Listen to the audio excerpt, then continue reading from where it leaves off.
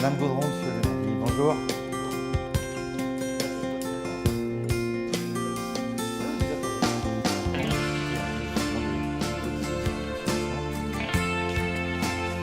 Donc Madame Gaudron, qui est vice-présidente du conseil régional en charge de la formation, notamment la formation professionnelle. Il était important quand même de se rencontrer puisque la région finance quand même à hauteur de 120 000 € par an, ce qui n'est pas négligeable, c'est notre premier cofinanceur. Premier en exigence, mais premier aussi, et c'est normal, et c'est pas fini, et premier aussi chèque annuel. Voilà. Une présentation rapide dans le cadre de ce plan de développement régional de la formation, donc autrement dit les axes de formation prioritaires des partenaires sociaux de l'agriculture qu'on souhaite effectivement vous présenter, puisque vous êtes des financeurs comme nous, vous avez des exigences. Nous avons aussi des priorités. Le but du jeu, c'est effectivement qu'on puisse en parler et dans un premier temps, donc, de vous les présenter. Le FAFSA, vous savez que c'est un organisme paritaire collecteur agréé. Son premier objectif, c'est la formation des salariés des divers secteurs de l'agriculture, hein, que ce soit l'horticulture, les exploitations de polyculture élevage, maraîchage, etc. Et c'est donc bien pour, je dirais, c'est un organisme paritaire, où l'on retrouve salariés et employeurs, qui sont toujours d'accord pour apporter le maximum de qualifications à nos salariés dans le but d'une évolution positive, je dirais, des entreprises agricoles et rurales.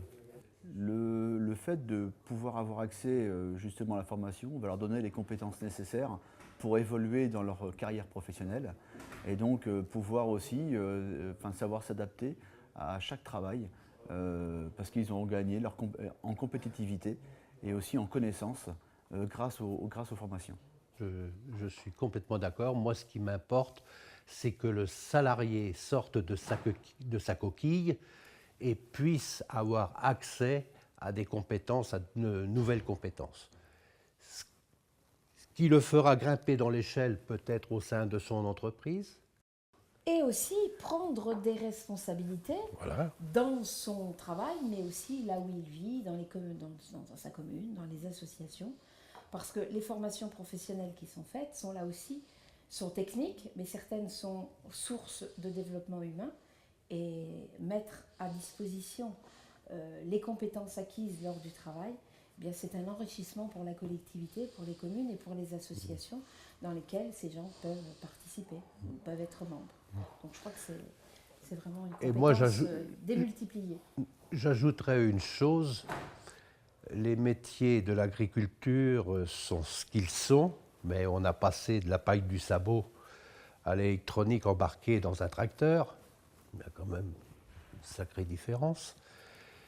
Et je veux dire par là qu'il n'est pas facile aujourd'hui de trouver des gens, disons, compétents. Donc la formation est là pour pallier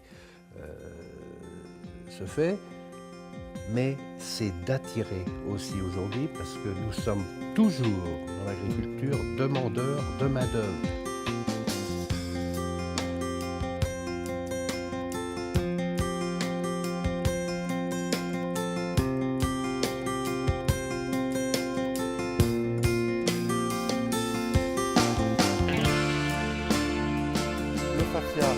Comme vous l'avez compris, une belle machine à financer, à collecter d'abord et à financer.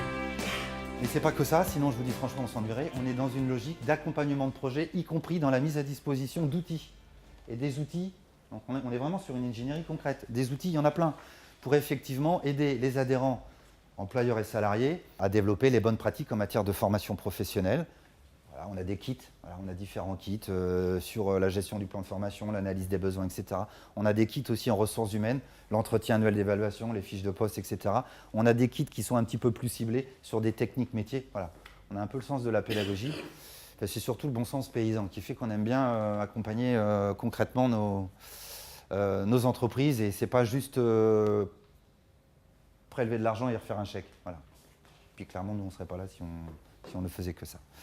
On a beaucoup parlé de sécurisation des parcours professionnels, on parle argent, mais on est là aussi pour parler du fond. On entend bien, et particulièrement d'ailleurs en ces périodes préélectorales, des vrais débats de fond revenir au devant de l'écran. Donc est-ce qu'effectivement on peut On pourrait aussi avoir votre point de vue sur tout ce qui relève de la sécurisation des parcours professionnels. Je crois que c'est une thématique forte. J'avoue que aussi bien moi techniquement qu'au niveau de mes partenaires sociaux, on est preneur d'avoir un peu votre vision des choses là-dessus. Un peu en réaction à vos propos, et puis bon, après on discutera, hein, c'est l'intérêt aussi de notre rencontre. Déjà, bon, il faut quand même qu'on resitue le rôle de la région, parce que le rôle de la région, c'est la formation des demandeurs d'emploi et des jeunes. Voilà. Donc, notre cœur de métier à nous, c'est ça. Par contre, on a aussi, on accompagne un certain nombre de grandes filières. Ça peut être l'automobile, ça peut être le bâtiment. L'agriculture est un socle important aussi d'emploi. Donc, à ce titre-là, on accompagne la filière. Alors, sur des objectifs très précis. Hein, il ne s'agit pas d'aller financer à la place d'eux. Les OPCA, ils ont d'ailleurs des financements importants et ils les utilisent bien. Mais on voit bien que sur un certain nombre de sujets, on est en complémentarité, on peut avoir des choses à faire en commun, parce que je préfère, moi, amener des fonds à des gens qui sont salariés, à améliorer leur qualification, à renforcer leur sécurisation dans leur parcours professionnel, plutôt que de les avoir après demandeurs d'emploi, dans des situations catastrophiques, dans un état d'esprit qui n'est plus du tout le même. Donc on est à réfléchir de plus en plus en amont. La sécurisation des parcours professionnels, c'est ça ce qu'il y a derrière. C'est vraiment de faire en sorte qu'on règle les problèmes avant que la catastrophe arrive. Donc on s'est retrouvés quand même souvent confrontés à des gens qui avaient des vrais projets professionnels, des vraies formations repérées, mais qui n'arrivaient pas à boucler leur plan de leur tour budgétaire. Enfin, ils n'arrivaient pas à pouvoir... Alors, ils avaient une partie qui était financée par l'OPCA, et puis il reste toujours un delta. Alors, des fois, le delta, il est sur la formation elle-même, il est quelquefois sur ce qui est autour, mais qui est si important, et ça fait partie du diagnostic qu'on a fait, les problèmes de frais de transport, d'hébergement, de restauration. Voilà, et ça, c'est pas réglé. C'est pas réglé. Et ça, c'est pas admissible. À partir du moment où on est quand même sur des gens qui sont quand même dans une démarche volontaire qui est clairement affirmée, et que finalement l'obstacle il est là, c'est pas entendable. Donc, et en même temps, pour l'instant, enfin jusqu'à présent, on n'avait pas vraiment d'outils pour y répondre. Hein. On bidouillait des trucs dans tous les sens. Enfin bref, vous en avez raconté quelques-uns, mais c'est vrai qu'on n'avait pas de solution. Le pacte de continuité professionnelle, il est là pour répondre à ça. C'est-à-dire que la région, on ne va pas financer à la place d'eux. Vous avez vos propres fonds et c'est très bien, vous en avez beaucoup et vous les mobilisez bien. Mais c'est vrai qu'on peut se retrouver confronté, et là du coup on est plus dans une démarche de réponse collective, mais individuelle, à répondre à ces besoins de financement complémentaires. Et le pacte de continuité professionnelle, c'est ça. Hein, c'est vraiment, on s'adapte et on finit de boucler ce plan de financement pour que la personne puisse aller jusqu'au bout de sa démarche de formation professionnelle. On est vraiment dans quelque chose de très concret. En même temps, c'est pas si simple que ça à mettre en place. Donc on a déjà travaillé avec un certain nombre d'OPCA. Donc là, on va voir les premiers effets. J'espère qu'on va pouvoir commencer à avoir quelques retours sur comment ils ont utilisé ce nouveau dispositif. Et moi, je souhaite aussi, y compris par rapport à vous, qu'on rentre dans cette démarche-là. On peut être sur des démarches collectives, voilà, sur un certain nombre de priorités, mais je souhaite aussi que vous gardiez une part des financements qu'on va vous apporter pour être sans doute sur des réponses plus précises. Vous en avez donné quelques-uns, là, les 8 qui sont dans l'Eure-et-Loire, là, je crois. C'est ça. Hein, on est sur tout à fait cette démarche-là. On est face à des gens qui sont fragiles pour des raisons diverses et variées.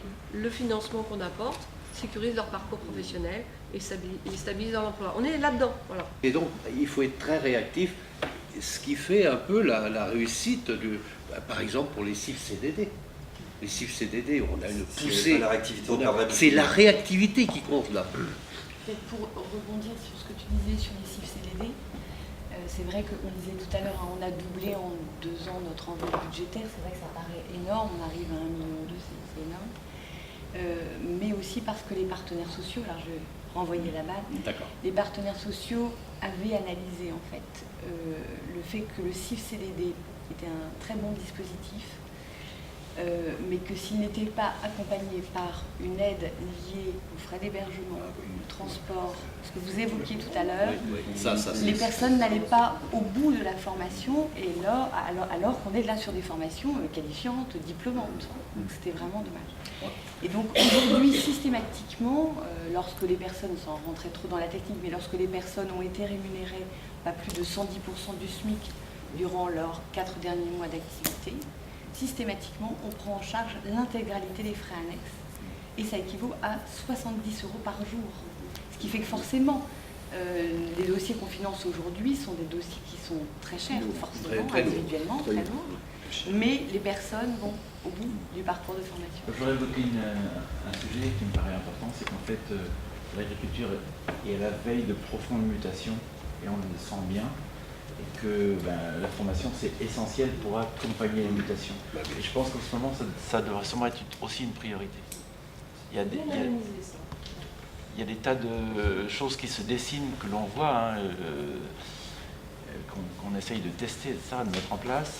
Et on est à la veille de mutations profondes, et je pense que ça va être une priorité dans les projets de formation.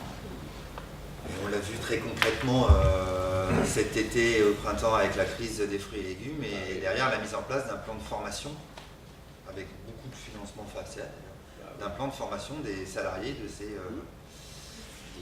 ces filières-là. Je crois que c'était d'ailleurs bien relayé au niveau du conseil régional. Il y a du conjoncturel, mais il y a aussi du structurel. Là, il y a eu des choses qui ont été conjoncturelles, mais on voit qu'il y a des choses. C'est pour ça que on va au-delà d'une négociation simplement avec vous, on va définir un cadre plus général. Merci beaucoup, vraiment, d'avoir consacré tout le temps nécessaire, c'était important. Merci pour le travail que vous faites aussi.